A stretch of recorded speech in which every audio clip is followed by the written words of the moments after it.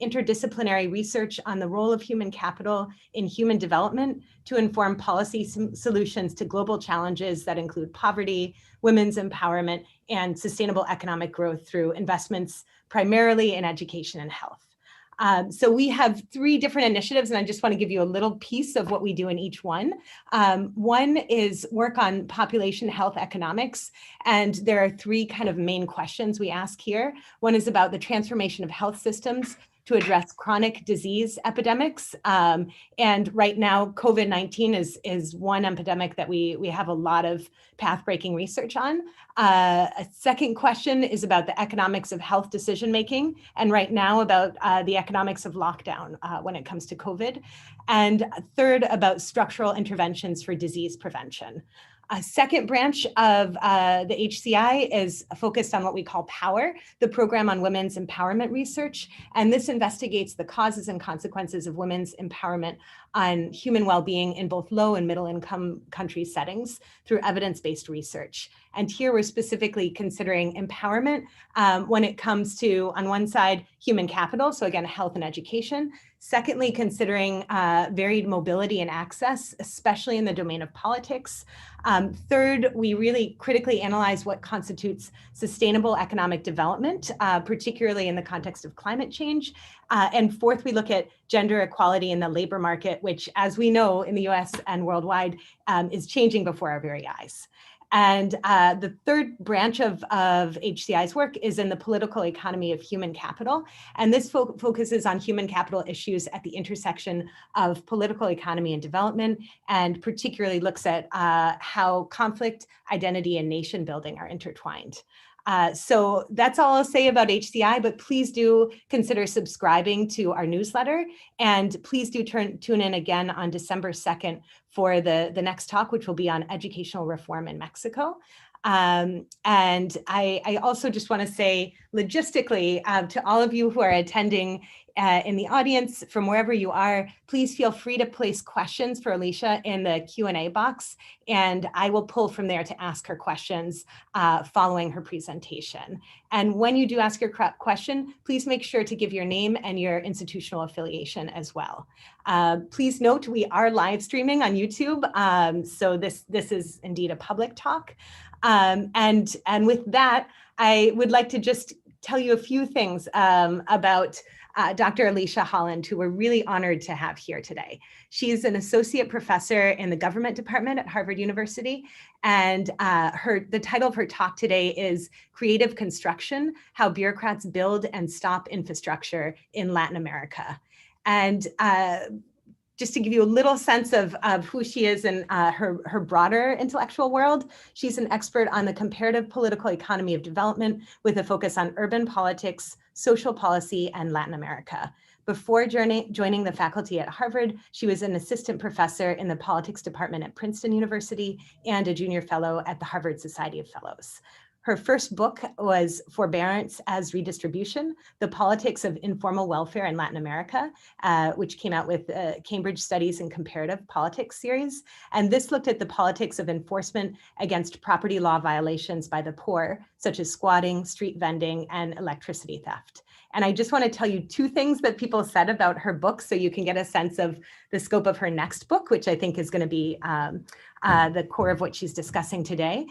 So in the words of Professor Ben Schneider at MIT, he described this work as one of those rare books that changes forever the way you think about an issue. In this case, the endemic and enduring informality found across the developing world. And one other faculty's words, Professor Daniel Brinks at the University of Texas at Austin, noted how this book turns the tables from thinking about the agency of the wealthy to evade legal sanctions, instead to looking at how the state sometimes withholds enforcement to achieve redistributive ends. And he argues this provides the most interesting twist on the politics of social provision and the rule of law to come along in many, many years. And I'll just make a plug, even if you don't focus on Latin America, thinking about the politics of evading or withholding enforcement seems particularly relevant to the United States and elsewhere today too. And so the introduction, I'd like to end with just noting her current book project focuses on the political determinants of the level, quality, and social response to infrastructure projects in Latin America. And if you're interested, her interests also span migration, crime control, and subnational governance. We really are honored to have Professor Holland here with us today. And so the final thing I want to let you know is that we will have a dialogue after she speaks. So please do be thinking about your questions, and at any point in time, feel free to put them in the chat box, as I mentioned before. Thank you so much, Alicia, and please, the floor is all yours. Thank you. Great. Thank you so much for that wonderful introduction. It's really a pleasure to be here and to learn more about the Human Capital Initiative as well. What I want to do today is share a small slice of this broader book project, which, as Rachel described, is thinking about the politics of infrastructure and especially large-scale infrastructure development. But today I really want to think more about this question of the quality of public goods that are provided, and especially infrastructure projects. And I'm going to try to share my screen now. Just get this going. So I started to think about this project actually visiting some of my relatives in Panama. And for those of you who know me, I used to be a figure skater and I loved to rollerblade. And so I was there on vacation and I asked my aunt, you know, is there a bike path where maybe I could go rollerblading?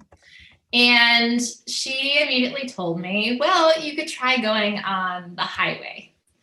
And when she said this, I first thought that she didn't really understand my question.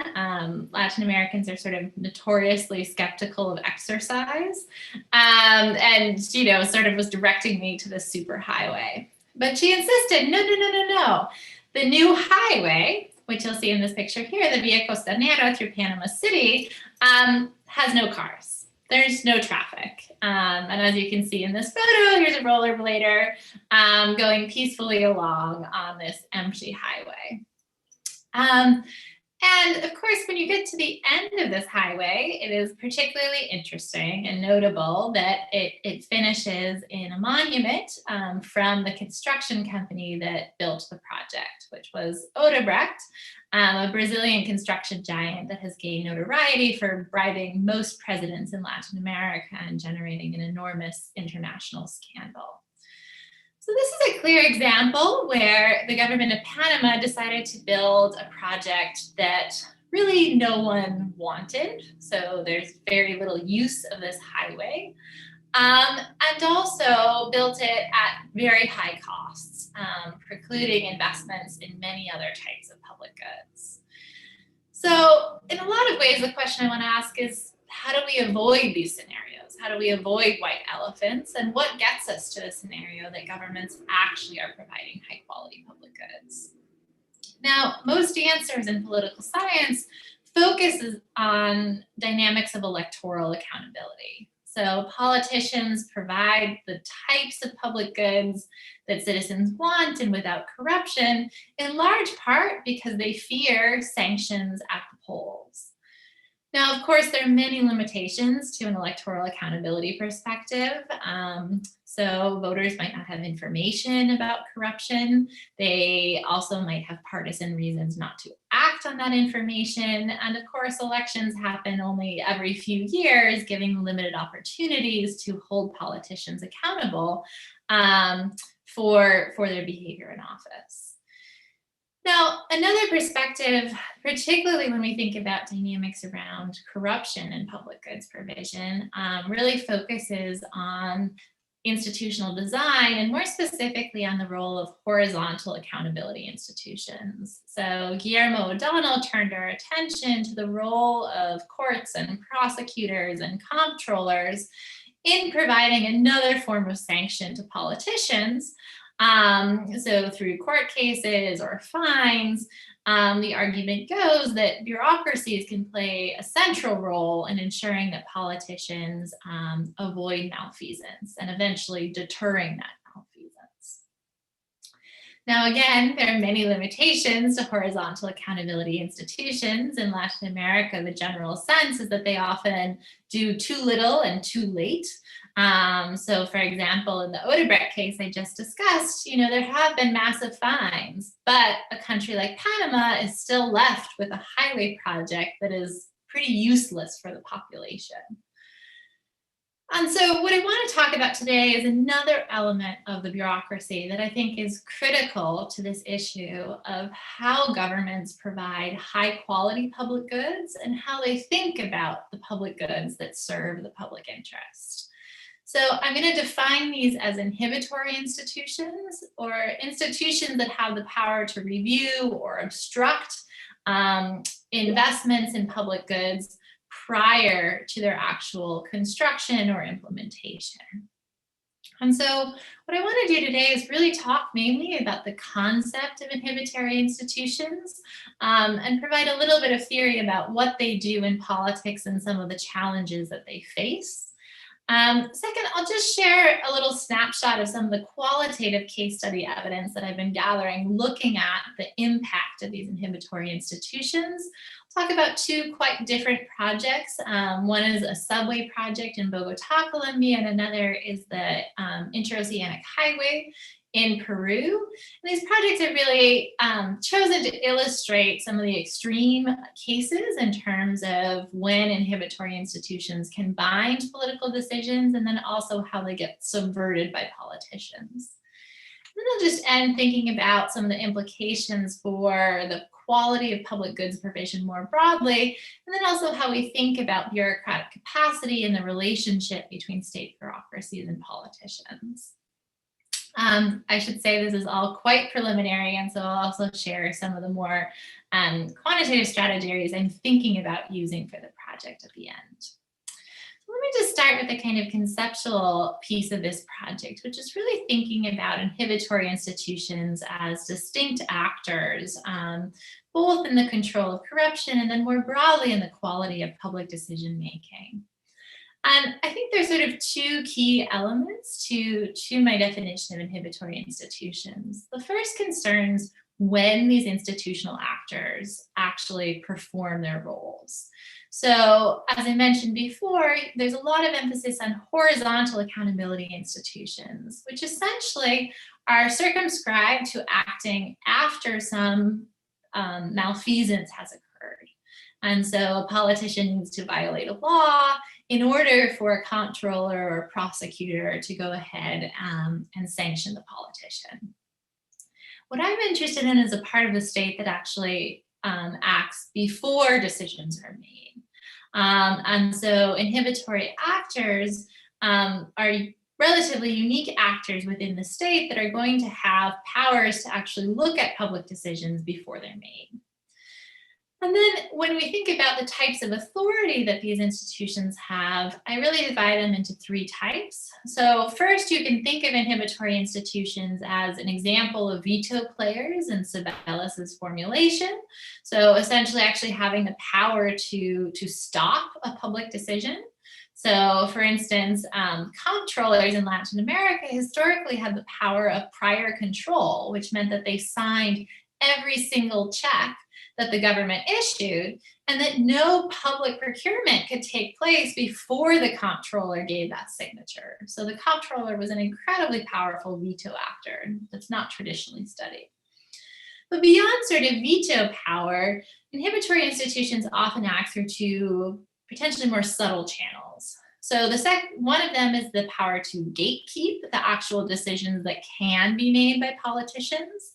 So I'll talk today a little bit about public investment agencies, which often play a key role in filtering the actual scope for public decision making. So they determine which projects are eligible to be included in the budget, and therefore politicians can actually pass and build in law.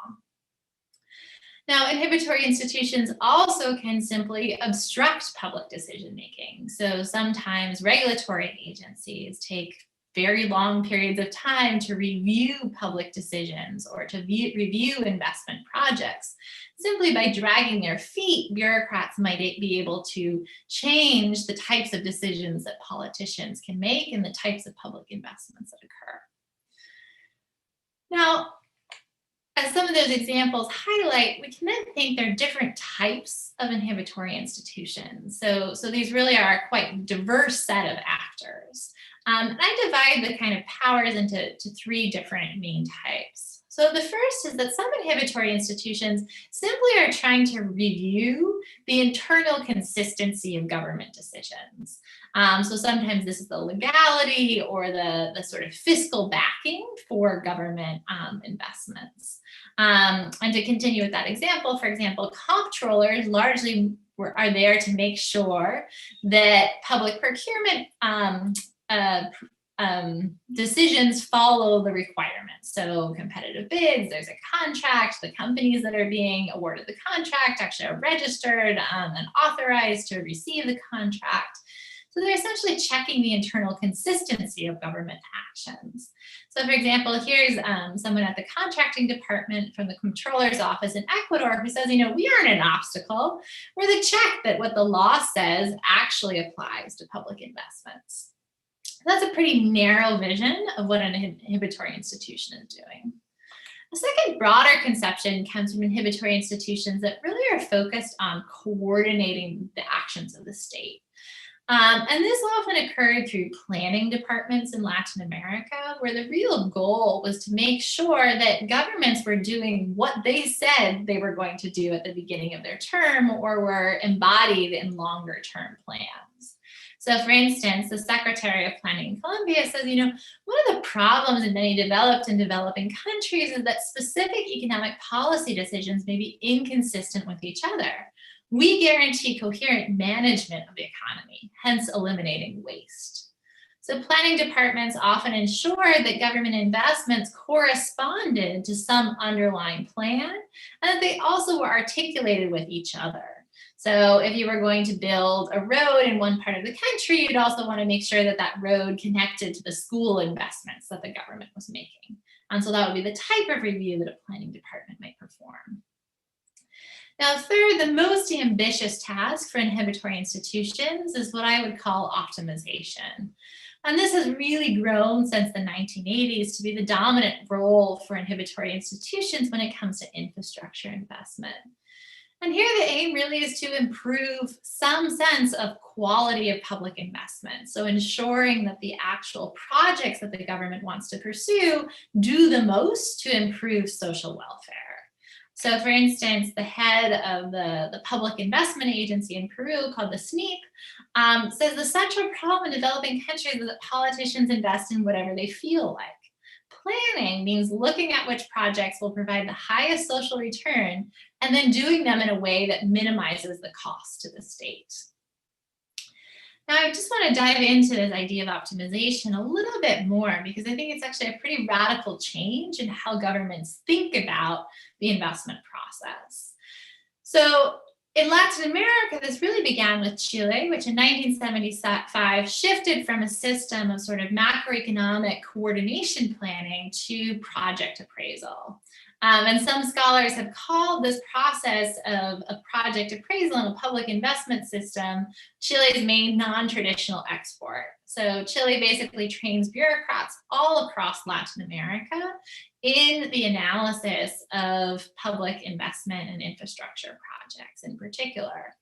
And this becomes part of the public investment system approach that is used pretty much in most Latin American countries.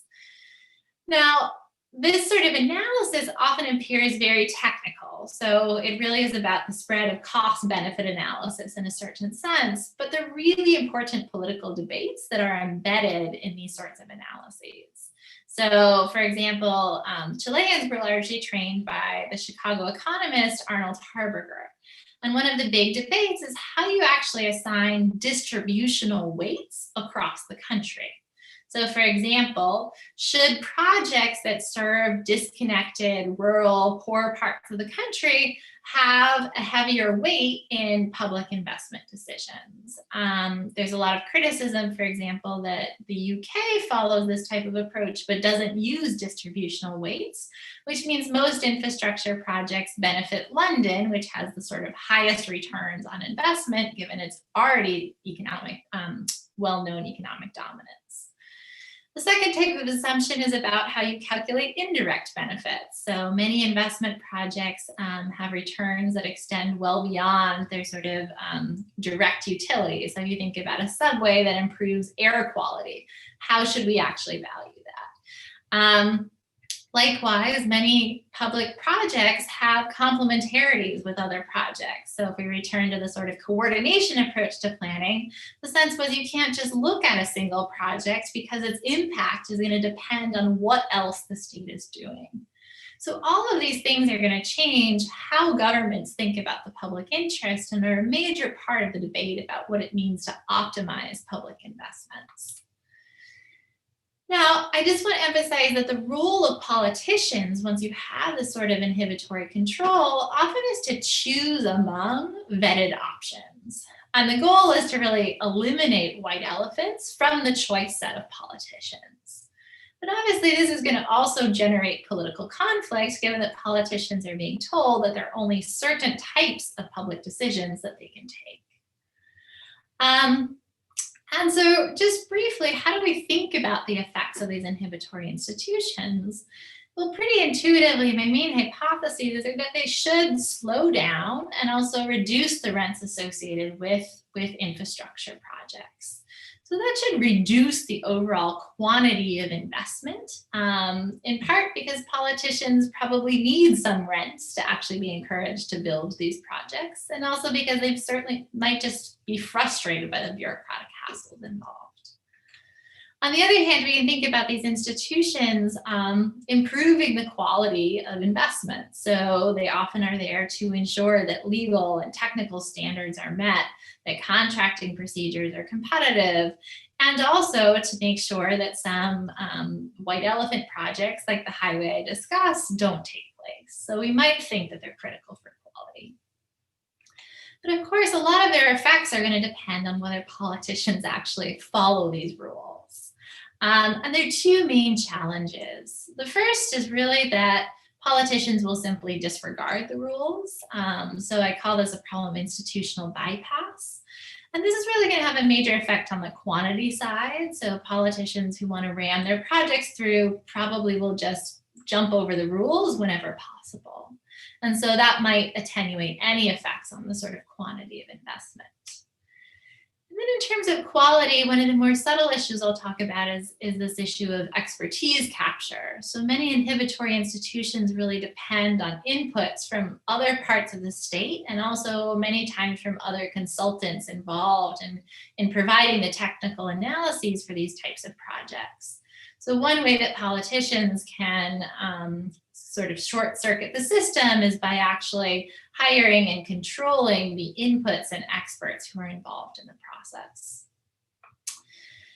And so inhibitory institutions, I suggest, really work best in cases where politicians can't change the rules. And this often means that we need to look at the subnational level, where politicians are often more constrained by national rules, and also contexts where politicians are blocked by strong courts or, in some cases, opposition actors.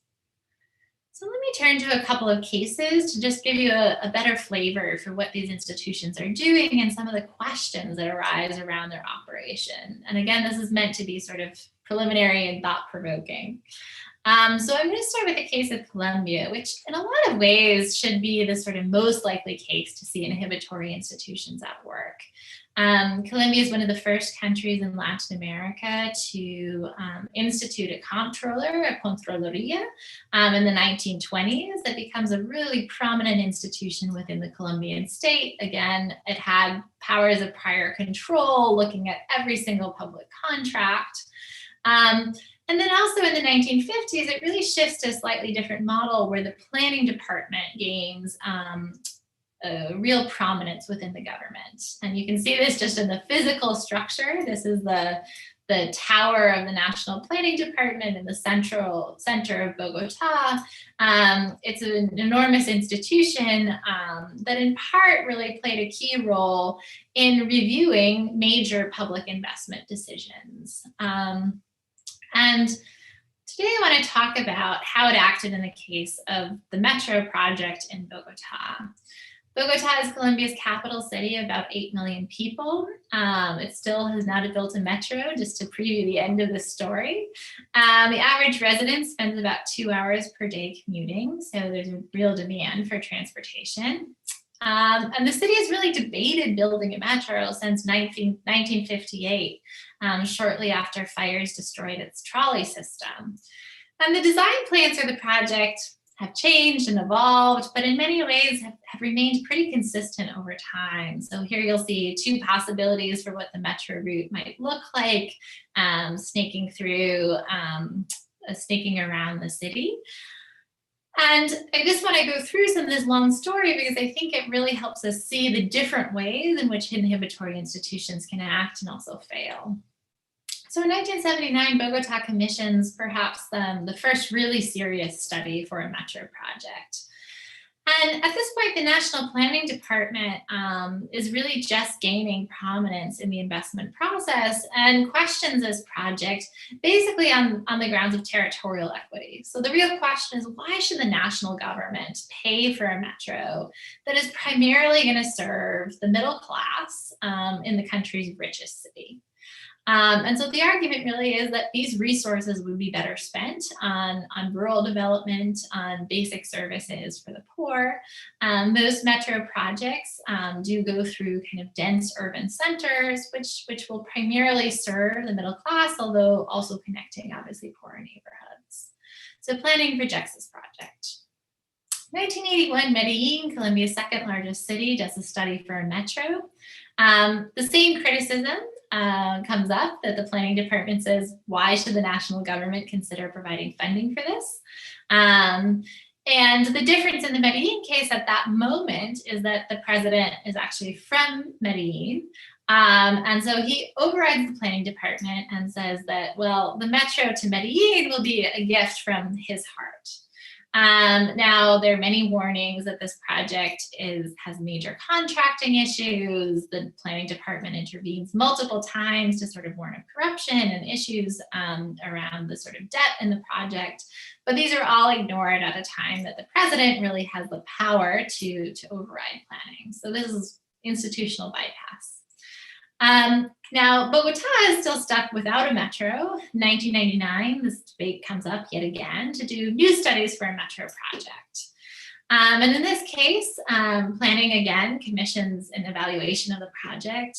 The budget for this project is extremely high. It's about 10% of the overall kind of investment of what the country is going to spend on infrastructure.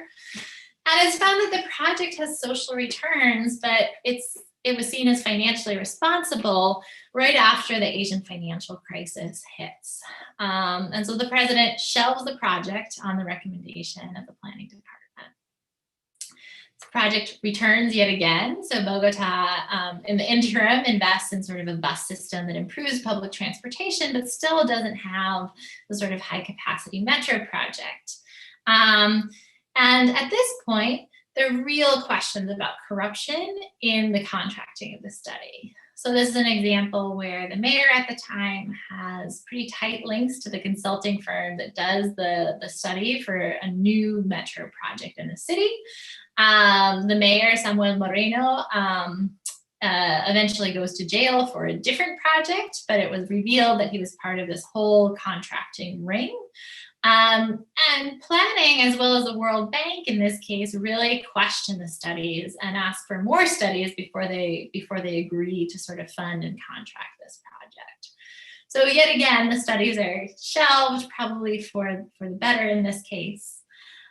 2011, we have another round of studies for a metro project, this time done by a left-wing mayor, Gustavo Petro, who really sees the metro as part of building spatial equality in the city and connecting the city. The planning department, yet again, asks for more studies. The finance ministry drags its feet doing a second financial review. And in this case, it really is kind of limited obstruction that this just takes so much time that the mayor, Petro, leaves office. He only has a single term before the project can be contracted. And I'll just flag in this case, there was a real political debate about whether the national government wanted to undermine a sort of left-wing mayor. Planning insists that it was following the same technical criteria that it has since 1979, but this is a more questionable case of whether this is to tie the hands of a political enemy. And finally, in 2018, Bogotá gets its metro. In this case, it's an above ground metro, which is much cheaper, and many debates about whether this actually is the best project that serves the city. But I would say at this point, planning with the reduced budget finally pushes this project through, and also a center-right mayor who's aligned with the national government makes this an easier investment. We can sort of ask two main questions about this case in terms of the effects of this inhibitory institution, in this case, largely in the planning department. So first, it seems pretty clear that inhibitory actors delayed expenditures on the metro. And what I'm showing you here in this plot is just a kind of simple graph of what we usually think determines sort of investments in metro projects, which is really city size and country wealth.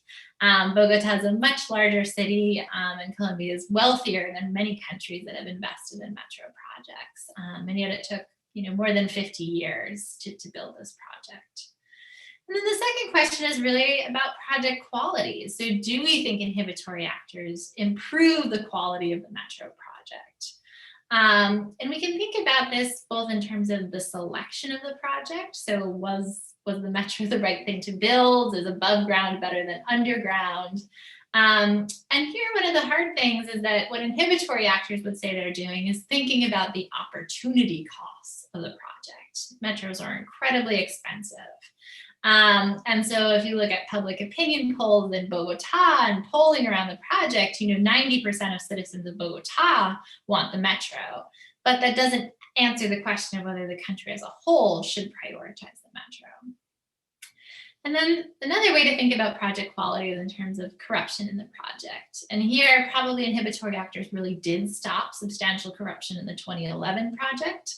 But it's unclear whether that was worth the delay and whether in general their actions were intended to really improve the quality of the project in some way that there would be political agreement about the improvements in project quality. So that's an example of the sort of tensions created around inhibitory institutions when they do bind politicians. Now, I just want to give one other example of the actions of inhibitory institutions. This case from Peru is really one where presidents have had substantial decree power to circumvent what have been strong inhibitory institutions. So this example comes from the Interoceanic Highway in Peru, which is one of the largest and most important highway projects in the country. It's part of a regional integration initiative. So the highway extended from Brazil to southern Peru. It was 1,600 miles of highway, initially meant to cost $890 million. It ends up costing almost $2 billion, so huge overpriced project. And this is the first large project that passes through Peru's key inhibitory institution, which is called the SNIP. It's a public investment system modeled on the Chilean one. And this was really created in the aftermath of a giant corruption scandal involving President Alberto Fujimori, where the government is looking for something that will help it look good in the eyes of international investors. And the IDB had really pushed the idea of a SNIP system. This is also the first large-scale public-private partnership in Peru, which I won't get into today, but does change some of the financial calculations on the project. Now, SNIP, the public investment system and the key inhibitory actor, really acts to try to optimize investments. Its mandate is to consider the social priorities of the country. So the Ministry of Transportation had contracted a study that showed enormous benefits from this highway project, an estimated $500 million in benefits, whereas the SNEEP did its own study that projected pretty large losses. And it really questions the quality of the studies that were part of this project. And it says, look, this highway was not a priority. It was never part of the Ministry of Transportation's planning. There's very little traffic. It's not going to work as a PPP project. And even as a public investment, there probably aren't the returns to justify it. There were really inflated benefits in the initial study. So the calculations were that the south of Peru, which is one of the poorest parts of the country, would increase its agricultural production from almost nothing to being a quarter of all agricultural exports in Peru. There were also some pretty exaggerated profit margins. So the idea was that the crops being grown in the south of Peru were going to have average profitability of 90%. Those crops in Peru had an average profitability of something more like 15%. And so SNEEP officials first recommended just shelve this project. It's not useful, it's not wanted. And then they said, if it's going to be built, it should be built in a way that minimizes the costs. So that would be paving the road on the cheap, then seeing whether there really was demand for this highway, or what's known as stage construction. Instead, the president at the time, Toledo, decides to issue a supreme decree to exempt the project from the SNEEP's review. And he says this is to avoid delays. He just wants to build the project, and these silly bureaucrats are holding him back. He really cites the support of Southern Peru, or the mayors and governors of Southern Peru, in actually wanting this project. We now know that this was the subject of immense bribes. So Toledo received about $20 million in bribes from Odebrecht, which probably was part of his rush to contract such an enormous project without institutional reviews.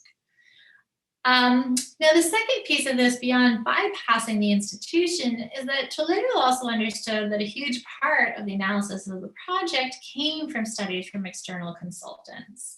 So what I'm showing you in this graph is just the growth of consulting as part of the Peruvian state, and more specifically in the infrastructure sector, after the implementation of this public investment system. So many of the technical analyses depend on outside expertise. At the same time, actual bureaucratic capacity within the ministry plummets. So basically, the public sector goes from having something like 40,000 employees in the 1980s to having just 10,000. And many of them are lawyers in charge of contracting, as opposed to engineers with the technical expertise to review and even build projects. So why did the studies have such unrealistic assumptions? What was the debate that was happening within the state? Well, a huge part of it is that the early studies, or what are known as pre-feasibility studies, were done by a friend of Toledo's and a sort of fly-by-night consultancy that made them look like the project was hugely beneficial for Peru. The second set of studies was done by a consulting firm, Alpha Consult, which we now know also was part of Odebrecht's giant corruption ring. And so many of the unreasonable benefits and analyses came from this clear link in the consulting firm with the government. I should also note that Peñaranda, who owned the consulting firm, also directed the Chamber of Commerce that was doing a lot of advocacy during this period for the trade benefits coming from the project. So again, we have the capture of a lot of civil society that was supposed to be also providing independent analysis of the benefits. And so when some figures in the government, both from the SNEEP and then even the sort of vice minister within the Ministry of Transport, started to question the project and the underlying studies, this became a really technical debate about the quality of studies and the way that these calculations were done, that the public and the media and even opposition politicians really couldn't enter. So for example, when the vice minister started to question the studies, here's what the director of the main public-private investment agency in Peru said, which is, what was the support of Guerra Garcia? 10 PowerPoint slides. What was on the other side? An engineering study with decades of experience and the Minister of Transportation approving it. So this became a fight between consultants in the eyes of the public, when at the same time we had sorry, this just jumped ahead. That's very weird. Sorry, guys. Hopefully you guys can still see the slides okay. Okay, so this became a fight between consultants, and it meant that the actual ability of civil society and other inhibitory actors to kind of question what was happening was reduced. So let me just finish with some takeaways from this case and from the idea of inhibitory institutions more generally. So, sorry, my slides are totally, I don't know what happened. Hopefully you guys are just seeing the slides. Let me quickly just try restarting them and see if that helps. Sorry about that.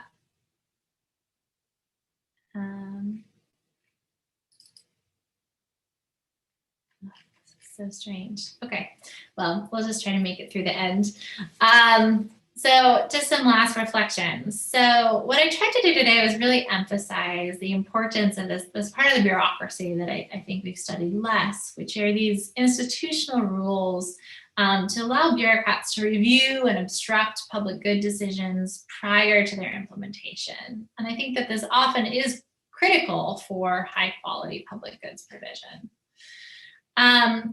Second, I've tried to suggest that the other side of this is many times inhibitory institutions end up reducing the quantity of investment, either because they reduce the rents involved in these projects, or they just simply are a bureaucratic hurdle that politicians don't want to have to deal with. Just to preview, this inspires a sort of title for my second book project, Creative Construction, which is a play on Schumpeter's idea of creative destruction, where the idea was that you need to have some monopoly rents to encourage innovation in a society. Likewise, you might actually need some of these monopoly rents to encourage investment in public goods and infrastructure more specifically, but that obviously comes at the expense of the quality of those investments. Third, these institutions can be weak for pretty well-known reasons. So especially as a Latin Americanist, this is a common dynamic of executives simply bypassing institutional rules. But I think there's also a less studied set of reasons why these institutions often fail, which comes from the way that state reforms occurred and gave greater prominence to consultants that politicians became very astute at actually capturing, and that made it harder for many societal actors to actually question the decisions being made. Now, I do want to argue that these inhibitory institutions, although weak and challenged by politicians, still are relevant. And I think that they are for a couple of reasons. So one is that they've received a lot of international support from actors like the IDB, the World Bank, and these are quite technocratic pockets within the state. I think that they have the capacity to actually act and prevent a lot of wrongdoing in the infrastructure sector.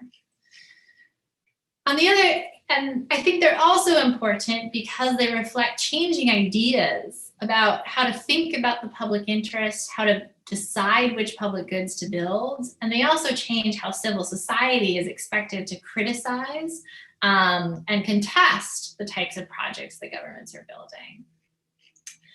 Finally, these institutions often play a key role at the subnational level, which I've talked less about today.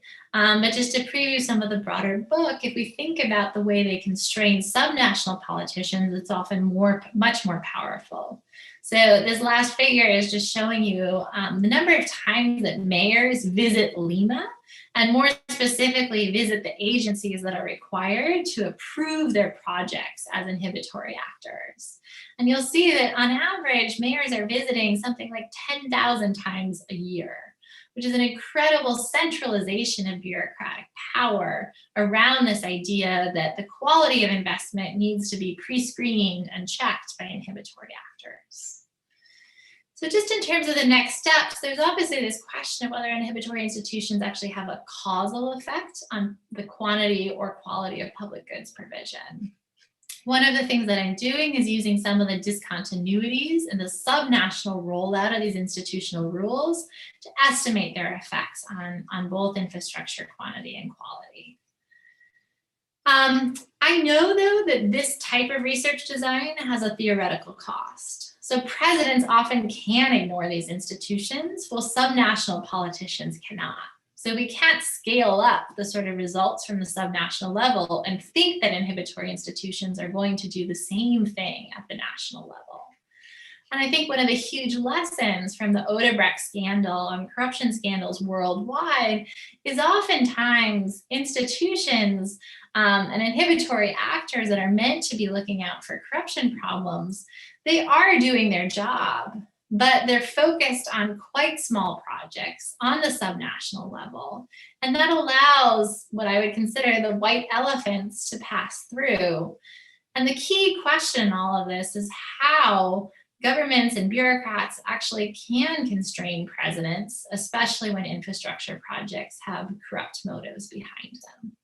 So thank you so much, and I look forward to your questions, and apologies that my slides kind of got confused there at the end. Hi, Alicia. Thank you. This was really illuminating. And I guess I know we only have 12 minutes left, so I will ask you two relatively short questions, and then if you want to wait to answer, and we can see if there are more questions, you can answer them all at once, so you can have maximal choice. Okay, so for my first thought about the big picture question of these inhibitory institutions is that it reminds me a lot of James Scott's work on legibility. And so I wonder here if you think, to me it seems like rather than looking at how citizens are legible to states, here you're asking about how state expenditures are legible, first to these intermediary institutions, the inhibitory institutions, and secondly to citizens as a whole, I would think. And so to me, it seems like there are three kind of big observable implications that that you've started to talk about in part, but it, to me, seem like they you could think about them in a sense of connecting it to the literature we already know. And the first is like, if you think about how one alternative way to think about how these institutions work is how legible they really are to the people, how legible they make this cost benefit analysis as opposed to illegible for the people who should be able to assess it. And one that kind of figure that you brought up in the case of Peru that I think you could apply more broadly is the percentage of the state budget expenditures that are spent on private technical expertise, such as private consulting agencies. I would love to see that as kind of like, helping us think across countries, where does it seem that they're kind of failing systematically versus succeeding? Secondly, what's the competitive nature of civil society and this kind of like accountability sector? And the more competitive it is, the more we would think that these institutions can help kind of leverage this cost benefit analysis to make state expenditures more legible and kind of ensure that the white elephants don't make it through. And third, that the transparency of state bureaucratic outputs, it also is going to matter for whether at the end of the day, political competition can kind of force systems to improve versus not. So I would love to see kind of how you think about that. My second more specific question is you've talked about how these constraints generally bind more at the subnational versus the national level. And I wonder if there aren't some other scope conditions that you could leverage for causal inference. And so here I was thinking about first and foremost budget constraints. So you've talked about how opportunity cost is often considered in deciding whether to let a given project kind of through gatekeeping or not. And I could imagine that national governments could strategically minimize the number of projects that get through, whether it's because a left-wing mayor is in charge or something else, by simply lowering the percentage of national expenditures that are kind of eligible for development projects more generally. And so one thing that would be good to see would be not just the kind of log GDP by the log population, as you looked at initially for the first case in Bogotá, but looking at potentially the log GDP compared to the political coalitions in place at any given moment. So kind of you could imagine more left-oriented progressive coalitions are probably going to have fewer constraints than more right-based or tilted coalitions. Secondly, the share of the national budgets allocated to development versus things like security, for example. I guess finally, just thinking through what the government is doing in other domains. So are they working to kind of limit versus expand discretion, and the extent to which the national state has more discretion, you would expect kind of more white elephants, to the extent that you have broader political systems that are limiting discretion, the better you would expect these institutions to work at the national, not just the subnational level. So I won't expect you to respond. I see we have at least one more question. So maybe I'll raise that with you, and then you should have at least 5 minutes to respond. And this is from Gonzalo Tamayo, who asks, is it possible that the development of Transmilenio as an alternative mass transportation system actually helped the Planificación Nacional to delay metro approval? So a case-specific question here. So the floor is yours. If there are other questions, I see. Sorry, there's actually another question answer. So let me try to summarize the other questions. So from Sam Bazi, who's also an affiliate with the Human Capital Initiative here, do we know much about the types of political regimes that are most conducive to building these inhibitory institutions? So I think that's in line with one of the questions I asked. And in democratic settings, it seems like one explanation for inhibitory practices could be political cycles and bureaucratic turnover in relevant ministries. So to the extent that you see variation there, or you can exploit changes in rules, that would be really promising. And finally, a question from Matt Taylor at American University. Conceptually, I'd like to hear a bit more about why you choose this term, inhibitory institutions, and what distinguishes it from other kinds of families of accountability institutions. So maybe I'll leave it there, and please answer as you wish. Thank you, Dr. Holland. Thank you. These are all such wonderful questions. Maybe I'll go in reverse order. So I do move away from the term accountability institution, in part because, as I talked about, I see them as acting at a different point in time, so intervening prior to any formal malfeasance or any public decision even being made. So I do think accountability means, to me, responsiveness, or being responsible for some actual action. And so what's unique about these institutions is the timing at which they can intervene in the public process.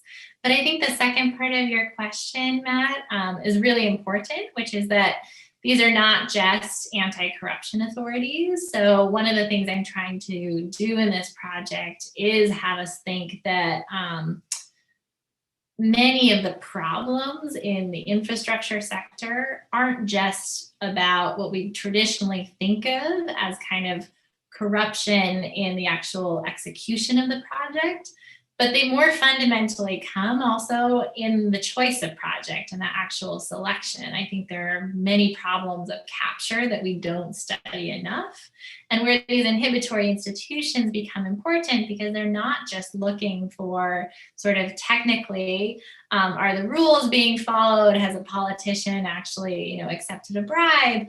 But instead are trying to think about the actual broader kind of public interest and sort of optimizing policy for the public interest. And I do think that this idea is really connected to how state reforms occur and very much tied to Thatcher and the sort of neoliberal turn more broadly, in the sense that these bureaucrats are thought to really be doing cost-benefit analysis for the entire state. And then the question becomes, where is the role for politics? Why do politicians accept these institutions? And what assumptions are embedded in having bureaucrats do this analysis? So I do think that these institutions become something much broader than a simply anti-corruption agency, or even a sort of legal accountability agency. They're about a conception of the public interest. So many questions. Maybe from that, it's just worth looping back to some of Rachel's questions a minute, which is, I didn't speak much about how civil society was linked to this entire process, and that is kind of another piece of the project. And I think one of the things I've been thinking a lot about is that, the rise of these institutions in part is a shift away from an older planning model, where part of the idea of planning was also to have a kind of longer term view of the projects that were in the pipeline. And that really changed how civil society could organize, in the sense that if, a project in your region continuously wasn't being built, you could mobilize and say, why aren't we building the metro in Bogotá? Why aren't we building a highway in southern Peru? And that was all sort of part of the portfolio and the national plan. One of the things that happens in the sort of turn to just analyze specific projects for their optimal characteristics is that there's no sense of what the longer term or broader goals of the government are. And it also changes the political process, because what usually happens is you have the mobilization of some groups that are going to benefit from the project, but there's no actual alternative to mobilize the rest of society for what's being lost, what's not being built, what projects are being deprioritized in the process. And that job then falls to bureaucrats to sort of analyze an abstract public interest. And so that's one way that civil society gets sort of cut out of this, and simply is the demand for the project in a cost-benefit analysis, rather than an organized kind of voice and pushing for what priorities should be. So there's this kind of broader shift that's part of the process. Let me just turn to these questions about sort of where these institutions come from and how they vary. Because again, I didn't really talk as much about this, but I do think, there's a sort of cycle of when they are applied, in the sense that many times they do follow corruption scandals and economic crises. And so they tend to be introduced during times of austerity, when politicians often want to avoid blame for sort of stopping spending and restraining spending. And that what usually happens is that as revenues increase and there's more money available to spend on infrastructure, politicians no longer want to be constrained by technocrats, and they attack these institutions. So there's a kind of common life and death cycle of these institutions that makes them hard to study at the national level, because obviously that's endogenous to a lot of other factors as well. There's a second story, though, which often comes from politicians trying to tie the hands of their opponents. So many times these institutions start because presidents want legislatures to actually spend less money, and this is a way to stop pork spending. Or they want subnational mayors to spend less money, and then they get applied to presidents, and you see similar dynamics of attack. I know we're at time, but let me just say one last thing about the Transmilenio, which is that it might have reduced some of the pressure and created a real alternative. Part of what these institutions do is consider alternative ways to achieve the same end. So as BRT, so Transmilenio is a sort of rapid bus transport project. As that gains prominence as a model across the world, planners do think about, why are we building an expensive underground metro? Shouldn't we be doing this alternative? Why aren't politicians talking about this alternative? So that is important as part of the technical analysis. But I think the long history of this project shows that this isn't just about a debate about the technical solution, but also about territorial equality and corruption. And there are kind of many different factors that at different points in time lead the planning institution to play this inhibitory role. So those are quick answers to really wonderful questions. Thank you all for joining and for raising these issues. Well, thank you so much, Professor Holland, for a really inspiring look into your new book and the ways in which technical constraints can actually improve equality and not just reduce it. So we're really lucky to have been here today. Please do join us again on the 2nd of December for the next speaker series. And please do subscribe to the HCI newsletter for updates if you have not already. And I hope we can all reconvene face-to-face in good health and good spirits some point in the coming year. Thank you so much, Professor Holland, and thank you everyone for coming.